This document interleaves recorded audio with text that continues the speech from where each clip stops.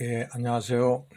오늘은 토종벌과 양봉 그 차이점, 생태적 차이점에 대해서 좀 한번 알아보도록 그렇게 하겠습니다. 이건 제 봉장이에요. 양봉 저기 있고 토종벌 세 군데 저기 있고 그래요. 네. 그 위에 보면은 그림을 하나 제가 넣어놓은 게 있는데 6과 9. 이걸 왜 저기 했느냐면은 위치에 따라서 시각적인 이 차이 때문에 한 사람은 6이라고 그러고 한 사람은 9라고 그러고, 그러니까 서로가 상대방을 좀 이해해 보자는 그런 맥락에서 제가 한번 이렇게 내놨습니다. 이게 왜 그러냐면은 양봉 하는 분들하고의 토종벌하고 하는 분들의 서로 상대방을 좀 이해를 해줘야 되는데, 그러지 못하고 자꾸 융화가 안 되고 자꾸 갈라치기를 하고 하는 그런 거기 때문에 서로가 좀 뜻을 모아보자 하는 그런 의미에서 제가 넣어봤습니다. 예.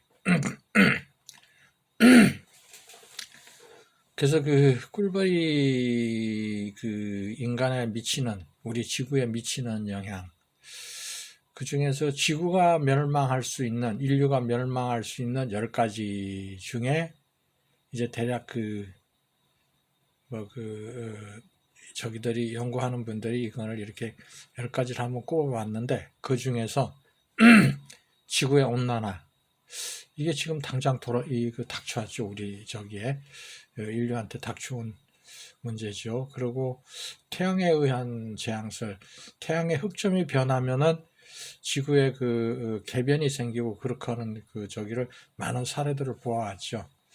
예, 그리고 이제 꿀벌이 사라지는 현상, 이것도 지금 당장 이제 닥쳐왔죠. 그죠? 예, 그리고 지구의 극성이 변하는 경우,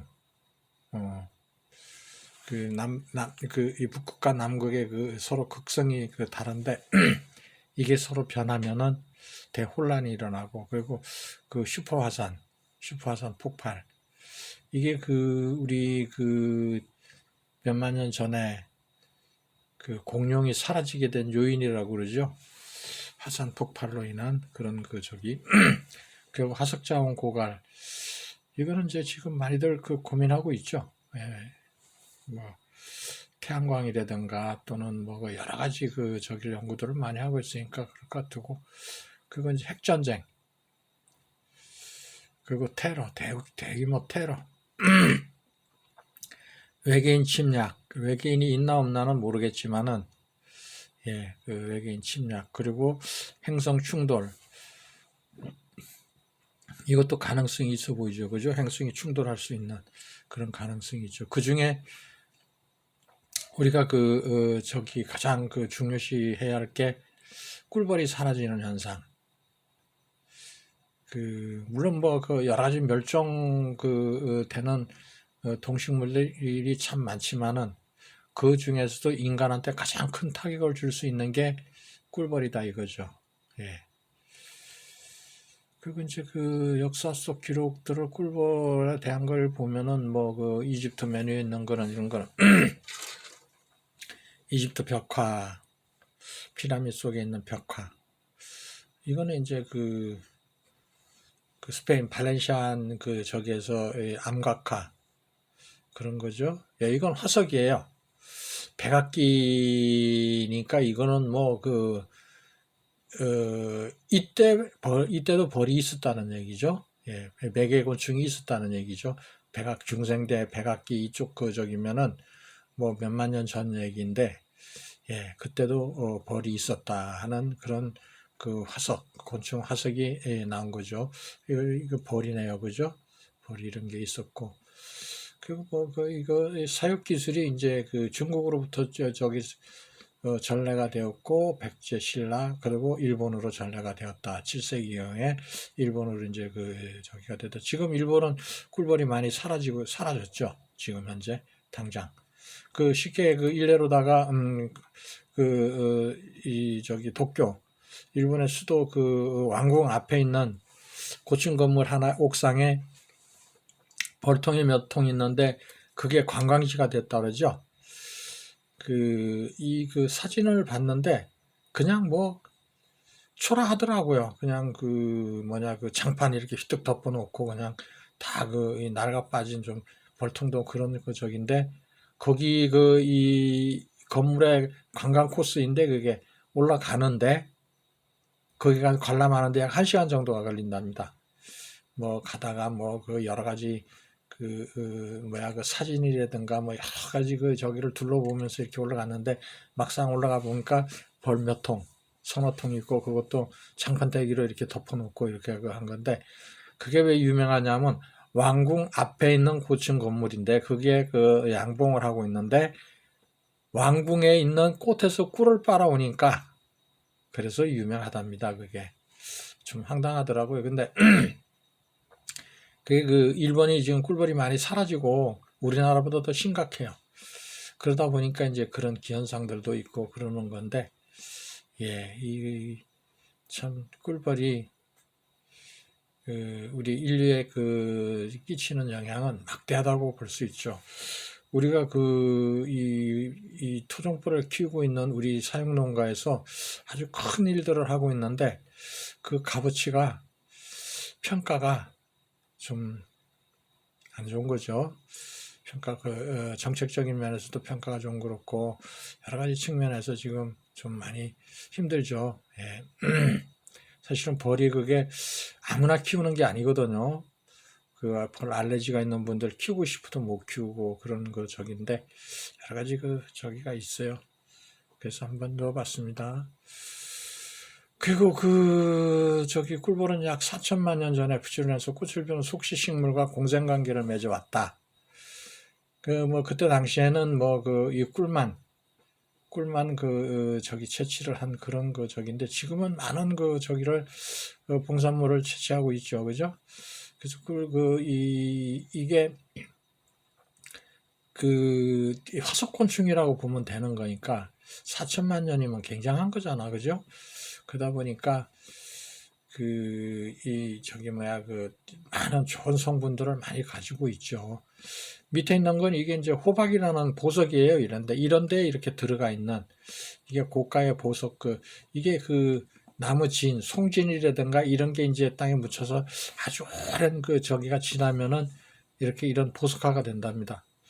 그 속에 들어있는 이게 저기가 이렇게 들어가 있답니다. 그래서 예, 굉장한 거죠, 그죠? 예, 비록 공식 저기가 이제 대량 저기로 된 거는 3,400년 전. 3,400년 전이니까 뭐 고대 이집트 투탕카멘 무덤에서 벽화에서도 이미 사육 기술, 사육을 하고 있다는 거, 이런 게 뭐 기록상으로 그렇게 한 거니까 굉장한 역사를 가지고 있는 거죠. 꿀벌이라는 게. 그죠? 예, 아주 신기한 그런 저기죠. 그런데도 지금 많이 번성하고 있다는 거. 그런데 지금에 와가지고 번성했는데 자꾸 여러 가지 조건으로 자꾸 문제가 생기고 있다는 게 좀 안타깝습니다. 예. 그래서 꿀이라는 건 감미료거든요. 조미료에 해당돼요. 가장 오래된 감미료인데 이게 우리가 이제 음식을 할 때 주부님들이나 저도 이렇게 혼자 본가는 청주인데 이렇게 충주에 와서 이걸 이렇게 하다 보니까 혼자 밥을 해 먹고 그러는데 저기를 많이 쓰죠. 감미료. 그러니까 뭐라 그래요? 맛을 내기 위해서 뭐 다시다나 이런 걸 많이 쓰고 있죠. 그러는데 그거보다도 꿀을 이렇게 찌개를 끓인다거나 이럴 때 꿀을 한 반 스푼 정도만 넣으면 맛이 확 변해요. 다시다 주 원료가 사탕수수에서 축출하는 거거든요, 원래는. 그러다 보니까 사탕수수가 뭐예요? 설탕 저기를 하고 난 저기거든요. 자, 설탕 만드는 저 주재료인데 거기서 축출해서 이렇게 다른 저기를 가미시키고 뭐 이러다 보니까 한 건데, 그래서 꿀이 원래 감미료 저기예요. 감미료 저기하고, 그래서 뭐 여러 가지 그리스라든가 이런 뭐 그리스는 신들의 식량이고, 예전 로마인들은 뭐 하늘에서 내린 이슬, 이집트에선 사체의 방부제로 사용했고, 중앙아시아 이 최초 기록 가장 사육 저기 인간이 가축화시킨 거는 중앙아시아 유목민이 처음 소개했다는 설도 있고, 예, 그래요. 그래서 이 아시아 쪽에서 이게 이 사육, 그러니까 자연에 있는 거를 몇천 년 전, 7,000년 전, 이 스페인, 이런 데서 저기 한 거는 야생화된 데서 이렇게 꿀을 채취하는 건데, 이제 그걸 주변으로 끌고 온 거죠. 이 인간 영역으로 끌고 온 거죠. 그러니까 인간 영역으로 끌고 와가지고 사육을 한 게, 기록상으로는 중앙아시아 유목민들이 이거를 했다 하는 그런 기록이 있어요. 이전 기록은 아직 사육 저기에 대한 기록은 더 오래전 거는 아직은 없는 것 같아요.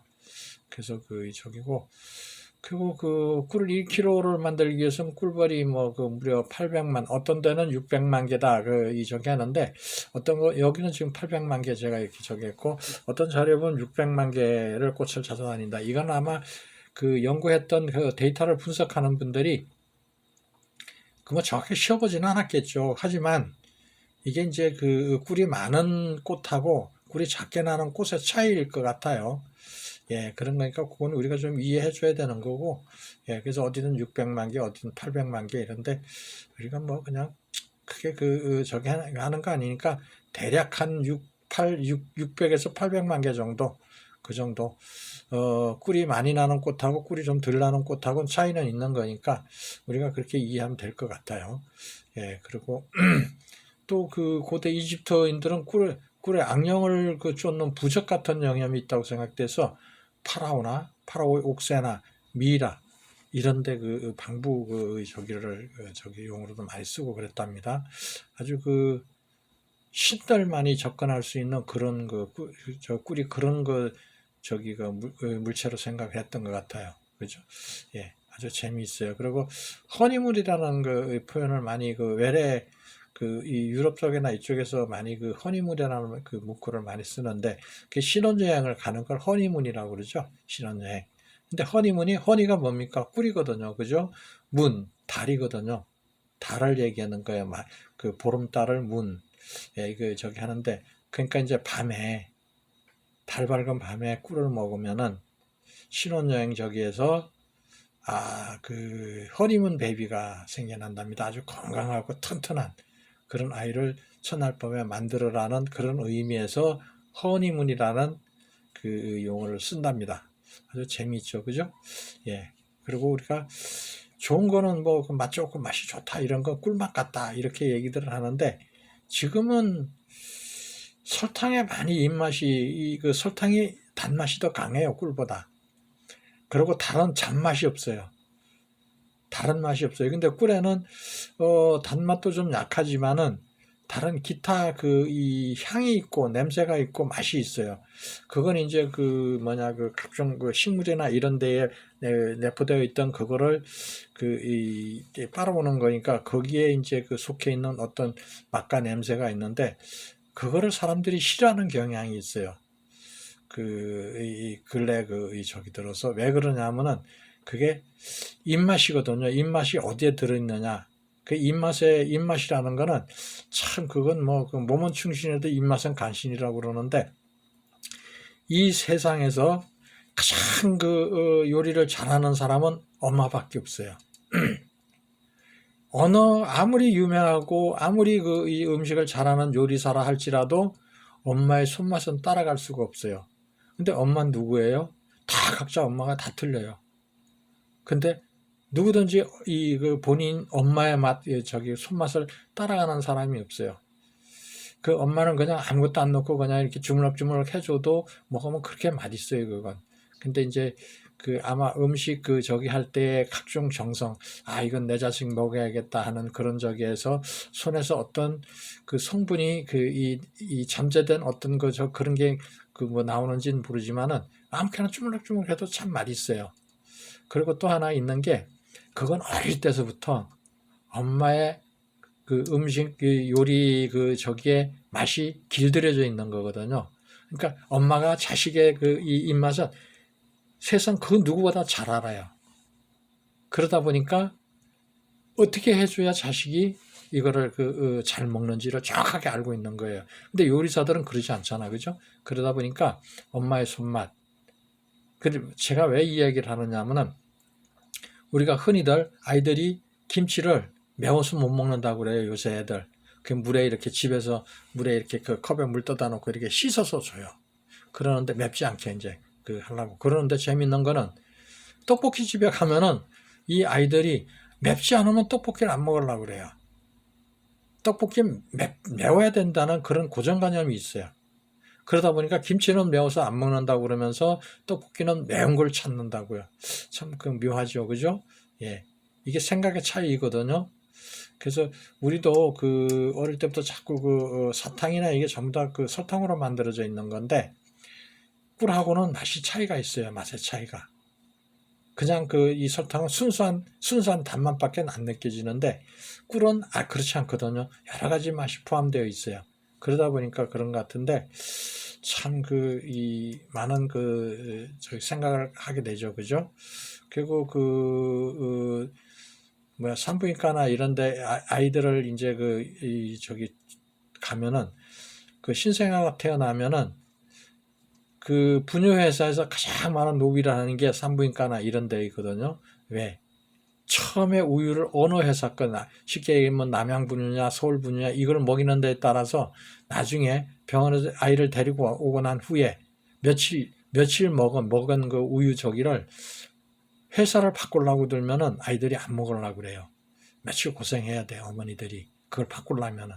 그렇듯이 아이들이 그 설탕에 맛이 들어 있으니까 입에 젖어 있으니까 꿀에 대한 그런 그 저기가 있어요. 근데 꿀은 사실 설탕보다 그 몇백 배 좋은 건데도 그래요. 그래서 우리도 좀 이런 부분들도 좀 그 많이 인지해 가지고 좋은 쪽으로 좀 홍보 좀 하고 그렇게 했으면 좋겠어요. 소비가 많이 돼야 우리가 꿀을 생산 많이 해도 그 판매가 잘 되는 거지. 그렇지 않으면은 이 고가의 판매를 하기가 참 힘들어요. 예, 그리고 꿀과 술. 이게 사실 꿀이 수분 함량이 높아지면 발효가 돼요. 이게 알코올이 되거든요. 과정은 알코올이 되었다가 꿀로 저기다가 수분이 높아지면은 발효가 돼가 술로 돼요. 그래가지고 알코올이 됐다가 알코올에서 다시 저기 때문에 식초가 되죠, 그죠? 그런 저기가 변하는 건데. 그래서 최초의 술이 아마 저기 된 것도 이런 저기에서 생기지 않았나.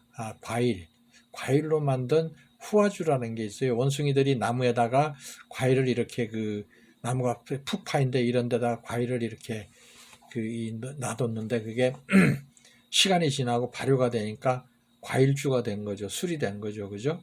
예, 그러다 보니까 이제 인간들이 봤을 때 원숭이들이 나무에서 뭐를 자꾸 이렇게 퍼서 자꾸 입에 집어넣고는 기분이 좋아가지고 신나하니까 그게 뭔가 하고 호기심에서 가먹어보니까 사람들도 기분이 좋거든요. 이제 그러다 보니까 술이 됐다 하는 그런 낭설도 있어요. 확인된 바는 없고요. 예, 재미있는 그냥 낭설이죠. 근데 가능성은 있다고 봐요, 저는. 근데 얼마 전에도 친구놈이 토종벌을 이제 한 통 저기 하는데, 그게 설통인데, 설통을 이제 아까우니까 꿀을 저기 하고서 그거를 씻은 거예요, 물로다가. 그냥 둬도 괜찮은데 그걸 씻은 거예요. 씻고서 물을 버리기가 아깝잖아. 그러니까 그걸 이제 그릇에 담아서 이렇게 뒀는데 2, 3일 있다가 이거를 씻어갖고 꿀물이니까 뒀다 먹으려고. 근데 며칠 때 보니까 마시니까 이게 발효가 된 거죠. 술 맛이 나는 거죠. 신기하다고 그러더라고요. 그래서 당연히 그런 거야. 이제 그러다 보니까 이제 그 이런 그 저기가 나온 거죠. 그죠? 와인이나 뭐 이런 그 저기가 나온 것 같아요. 그래서 이 허니물이라는 그 이 저기가 술이 그 꿀이 이제 술로 그 저기 한 그 그런 그 저기를 허니물이라 이제 이렇게 얘기하고 뭐 그래요. 예. 술하고 밀접한 관계가 있다 이거죠. 그래서 그 살펴보면은 꿀벌은 그 4가지 한 4-5가지 종류가 있어요. 그 이 밑에 이거는 그 양봉 종류이고, 근데 이제 여기는 그 요게 이제 그 우리가 동남아 이쪽 그 네팔이나 이쪽에서 그 이 저기 큰 저기죠 꿀벌종이죠. 커요. 이건 나무에다 이렇게 그 아주 커다랗게 집을 짓고 이렇게 그 하는 그런. 근데 이게 그 사육이 좀 힘들고 토종꿀이 있고. 근데 그 양봉에서 이제 이렇게 4가지 코카시안종, 카니올란종, 이탈리안종, 흑색종 뭐 이렇게 여러 가지가 있는데, 이건 이제 그 저기고 보면은 크게 꿀을 모아서 이제 그 저기 하는 비축하는 그런 거를 꿀벌이라고 그러죠. 그죠? 그 중에서 보면 이제 그 요거 이제 큰 꿀벌 종류고, 요게 인도 그 최대 종이죠. 인도 그쪽 이 근처 동남아시아도 많아요. 네팔이나 이쪽에도. 그리고 작은 꿀벌이 있어요. 집도 아주 조망만하게 그 짓는 그런 그 저기 아주 조그만한 꿀벌이 그 동남아 쪽에 가면 있는데, 이건 꿀을 뭐 그 인간이 뺏을 정도의 그 저기 하는 건 아니고, 그냥 자기네들 그 이 저기 하는 그 워낙 뭐 조망만하게 짓는 그런 적이니까 이게 뭐 수익성은 없으니까 그냥 그 하는 건데, 야생종에 그런 게 있답니다. 그리고 서양종 꿀벌이 있는 거고, 그리고 이제 동양종 꿀벌이 있는 거고, 분류는 이렇게 그 해요. 그리고 이제 아프리카 쪽에 그 있는 거는 굉장히 사납답니다. 그거를 그 양봉하고 서양종하고 교배를 해서 살인벌이 나오는 그런 그 저기죠. 살인벌이 나왔는데, 그 중에서 그게 그 살인벌이 된 게 뭐 다 그런 건 아니지만은, 어쨌든 벌 자체가 굉장히 거칠고, 사람이 그러니까 몇 킬로까지 쫓아와서 공격을 하는 그러한 개체가 있답니다. 일부 100%다 그런 건 아니고, 비율상으로 봤을 때 굉장히 높다 이거죠. 살인벌이 저기 하는 게. 그래서 문제가 돼서, 지금은 뭐 그 포기한 거. 그러니까 섣부르게 인간이 관여하게 되면은 그런 비참한 결과를 가져오는 거죠. 그죠? 그래서 인공 저기도 아무나 이렇게 이 저기는 교배를 하는 그런 저기는 아주 안 좋은 사례인 거죠. 그죠? 지금 유전자 조작을 해서 뭐 이렇게 하는 것도 있는데, 그게 많은 문제를 지금 안고 있잖아. 그죠? 예, 그렇듯이 우리가 알고 있는 건 그냥 그렇게 꿀벌 종류가 크게 4가지 정도가 있다. 예, 아프리카 정도 있긴 한데, 그 양봉하고 큰 차이가 없는 것 같아요. 그 형태로 봐서는. 그래서 이렇게 그냥 우리가 분리하면 될 것 같아요. 예, 우리 한국에서는. 예. 그래서 이제 우리 그 재래종 꿀벌인데, 우리 그 토종벌 분포 지역은 뭐 한국, 일본, 중국, 동남아시아 이쪽 저긴데, 그 전체 그 몸 길이 한 12mm 정도, 그 황색 털이 고르게 이렇게 덮여 있고, 뭐 다른 저기는 같은데, 도도미도 뭐 이 3에서 한 5mm 정도 이렇게 그 검은색이 나는 게 특징이죠. 요거 배 마디 사이는 이제 약간의 이 저기 약간 노란색을 띠다가 나중에 이제 나이가 이 저기가 되면은, 유봉 때는 그런데 나이가 들고 나면은 이제 전부 다 검은 저기로 되고, 뭐 약간의 차이는 있더라고요.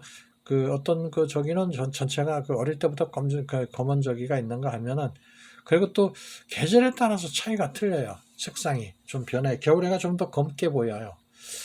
예, 그건 아마 체중을 줄이니까 그런 현상이 일어나지 않았나 싶어요.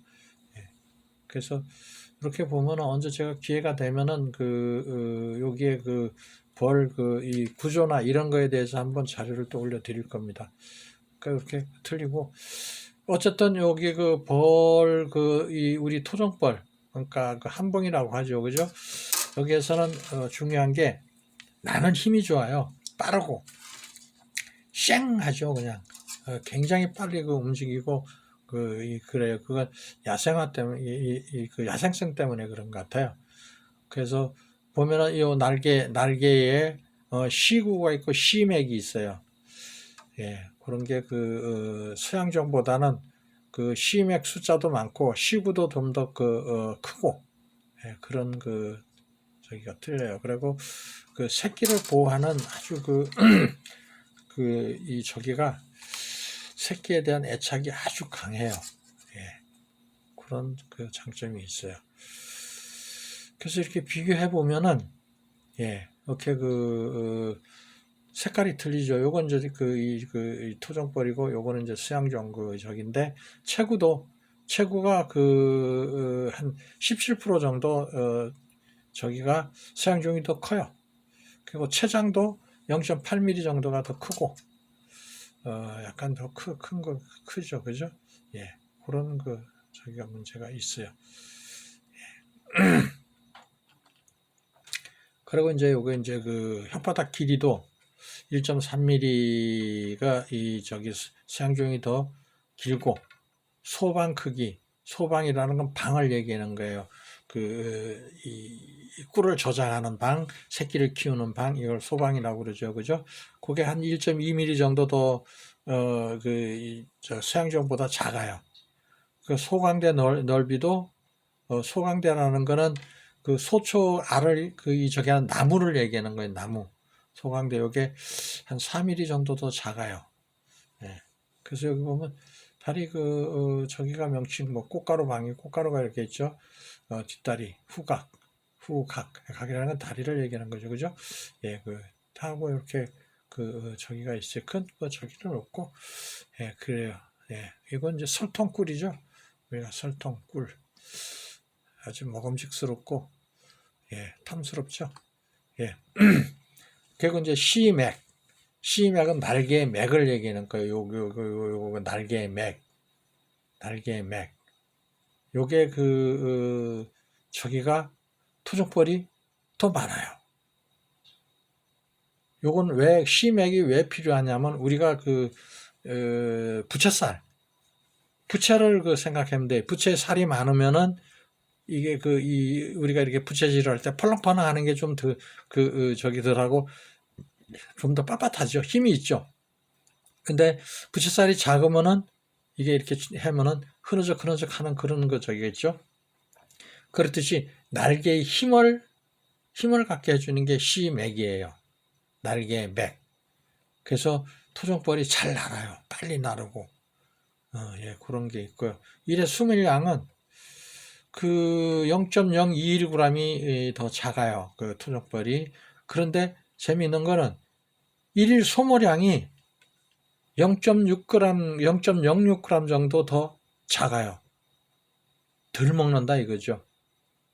그러다 보니까 어떤 기현상이 일어나냐면은, 첫째, 빨아오는 양은 작아도 먹어 없애는 양이 작기 때문에 비축하는 양이 더 많아진 거고, 그리고 시맥이 더 많기 때문에 빨리 날아. 그러다 보니까 어떻게 되느냐 하면은, 일일 출력, 나가서 꿀을 빨아오는 일일 횟수가 토종벌이 양봉보다 20% 정도, 15%에서 20% 정도 더 자주 나가.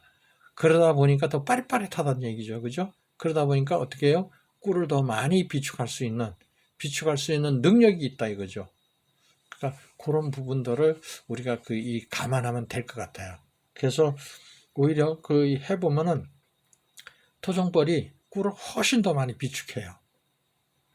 예, 그런 경향이 있어요. 더 빨리 채우는 거죠, 꿀을. 아주 재미있는 현상이에요.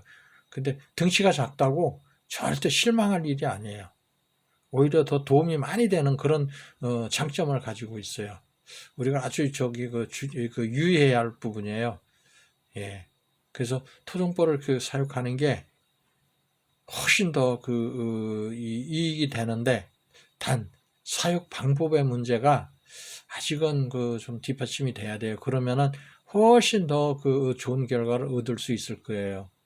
예. 저도 양봉도 하고 토종벌도 사육하고 있습니다만은, 토종벌이 훨씬 더 비교 해보면 편하고, 꿀도 훨씬 더 많이 채밀할 수 있고, 여러 가지 수익성을 얼마든지 더 높일 수 있는 그런 방법이 있어요. 예.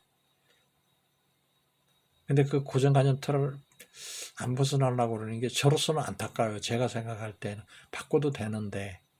예. 그 차이점을 보면 색상이 좀 더 검고 체구가 작고 이래 수밀량이 작은데 먹는 양이 작다. 먹어 치우는 양이 작다. 그리고 밀랍 순도가 더 높다.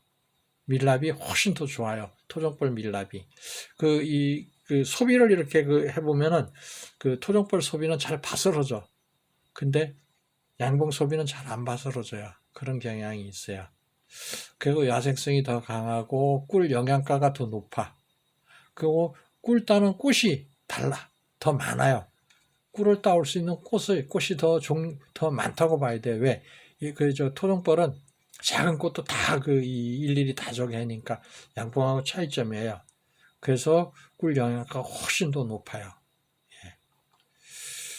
그리고 더 알아보자면은 이런 나무 수액 이게 그 감로죠, 그죠? 예, 감로 물 불용화 이 저긴데 이게 아주 좋은 저기를 가지고 있어요. 여기에는 프로폴리스 성분도 있고 이 나무가 상처를 입으면은 그거를 치유하고자 하는 본인의 상처가 난 부분을 치유하고자 하기 때문에 거기에 따르는 이 뭐라 그럴까 항생제나 각종 저기를 병균이 침투하지 못하게 하는 그런 저기를 방출하거나 이렇게 해요. 그렇기 때문에 굉장히 좋은 효과를 갖는 그런 성분들이 많은데 그거를 토종벌은 잘 빨아와요. 그리고 추위에 강하고 작은 세력에도 잘 생존해. 봄에 5월 달에 어른들 그러잖아요. 비둘기할 만한 세력만 가져도 가을에 꿀을 딸 수 있다. 이렇게 하잖아요. 결코 허언이 아니에요. 사실 그렇게 세력 저기가 잘 커요. 근데 조건을 잘 갖춰줘야 돼. 근데 일부 봉산물 생산성이 작은데 이건 우리의 앞으로의 해결할 숙제예요. 우리가 뭐가 있느냐, 프로폴리스라든가 화분이라든가 각종 밀랍이라든가 이런 거를 우리가 좀 더 토종벌에서도 충분히 할 수 있는, 저도 이제 한 2년째 테스트를 하고 있습니다만은, 충분히 가능성이 있는 그런 저기예요. 근데 일부 질병에 취약해요. 이건 낭충봉화 저기인데, 근데 이것도 이제 이미 거의 해결됐다고 봐야 되는 거니까 큰 문제는 없어요. 근데 문제는 사용 면적이 좀 넓어요. 넓게 차지해. 왜냐하면 양곡마냥 나란히 놓질 못하고 이렇게 다 흩어놔야 돼. 그리고 사육 방법이 아직도 재래식이다. 이런 건 단점이죠. 그죠? 이 단점도 있는데, 그렇게 보면 단점보단 장점이 양봉에 비해서 훨씬 더 많다. 장점이 더 많다. 이렇게 보면 될 것 같아요. 그래서 꿀의 차이점으로 봐서도 앞서도 얘기했지만은 보는 꽃이 달라요. 꽃을 보는 게 틀리기 때문에 아주 다양한 수백 가지의 이 꽃꿀이 들어와요. 근데 서양종은 그렇지 않거든요. 일부 이 저기에서만 하고 일부 작은 꽃에서는 들어오는 저기가 틀려요. 우리나라 저기 토종벌은 우리나라에 토착화되어 있는 거기 때문에 아주 적응력도 빠르고, 그래서 우리나라의 각종 꽃 저기를 다 그냥 일일이 다 방문해서 꿀을 빨아오는 그런 특성이 있어요. 그러다 보니까 영양가나 이런 게 아주 좋고 그래요. 예. 그러니까 각종 약초 저기 크든 작든 우리나라의 토착식물 이 저기에서는 토종꿀은 다 빨아오는 거죠. 근데 서양종은 우리나라 토착종이 아니잖아. 그러다 보니까 일부 이 저기에서는 꿀을 못 빨아오는 경향이 있어요. 그러니까 그런 거. 굉장히 이 저기가 있고, 꿀 색깔도 우리 이 토종꿀은 요게 이제 조금 시간이 덜 된 거 약간 진한 건데, 이렇게 처음에 이렇게 한검색을 띄어요. 그러다가 약간 이제 이 화분 때문에 그런 건데, 요게 햇볕에 노출되면은 색깔이 좀 갈변이 돼요. 그런 경향이 있어요. 그러니까 그 부분은 참고하시고, 꿀 색깔도 아주 곱고 예쁘죠, 그죠? 서양종 접화분하고는 아주 질적으로 틀려요. 꿀 색깔도 그렇고 맛도 그렇고 아주 독특한 그 이 향과 맛을 가지고 있고, 예, 꿀 색깔도 틀려요. 그런 그 서양종하고는 아주 틀린 그런 그 저기를 갖고 있어요. 우리가 이렇게 봐도 대박, 저거 토종꿀 그 저기구나 하는 거를 한눈에 알 수 있을 정도로 이렇게 그 자꾸 보다 보면은 바로 느낄 수 있어요. 예, 그래서 저기 서양종 꿀을 자파꿀 뭐 이렇게 해가지고 1년에 뭐 한 번 떴어 그런다고 하더라도 맛이나 이런 거에서 차이가 느껴질 거예요, 아마. 예. 지금 현재 그 사육 방법의 문제점, 이 부분을 하면은, 일부 이제 많은 분들이, 야, 그래도 그 재래식 방법이 우리 전래 토종 꿀이지, 하는데, 글쎄요. 그 부분에 대해서는 좀 의문점이 있어요. 과연 그렇게 해야만 될까 하는 것도, 물론 고정관념 틀을 벗어나가지고 양봉마냥 채미를 그렇게 그냥 그 시기마다 뭐 아카시아 필 때, 밤꿀 필 때 이렇게 해가지고 그걸 이거, 이 토종벌이 딴 밤꿀이야. 이렇게 한다면 그건 전 반대예요. 그 부분은 반대예요. 왜 그러냐면 토종꿀의 특징이 1년 동안 핀 꽃을 다 합쳐진 게 그게 토종꿀의 장점인데, 이건 양복 마냥 토종꿀을 가지고 밤꿀 필 저기에 이건 토종꿀이 빨아온 밤꿀.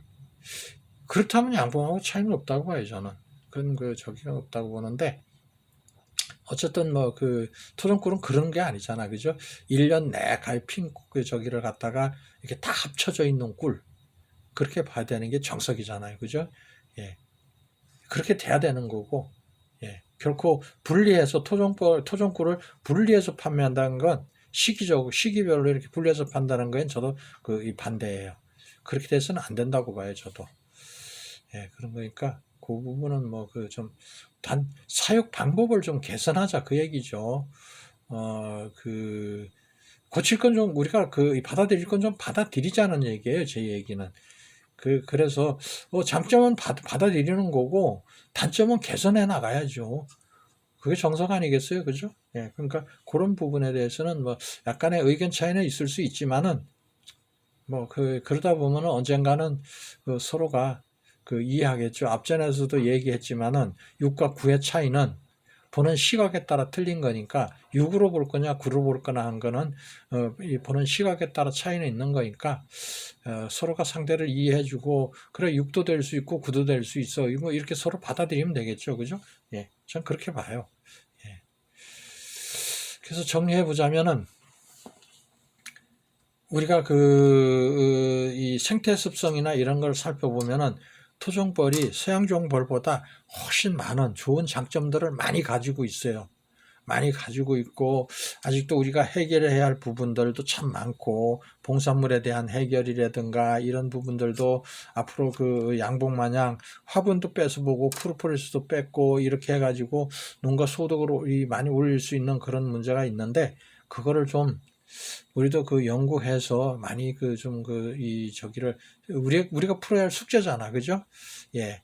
그러니까 우리가 선조들이랑 좋은 거를 많이 물려주셨으니까 우리도 후손들을 위해서 우리도 좀 연구 개발하고 이래서 많은 거를 좀 후손들한테 물려주는 것도 나중에 가서 우리 조상들이 이렇게까지 했다 하는 거를 좀 자랑할 수도 있잖아, 그죠? 그러니까 그렇게 좀 서로 좀 해가지고 잘 풀어가도록 그렇게 했으면 좋겠습니다. 감사합니다.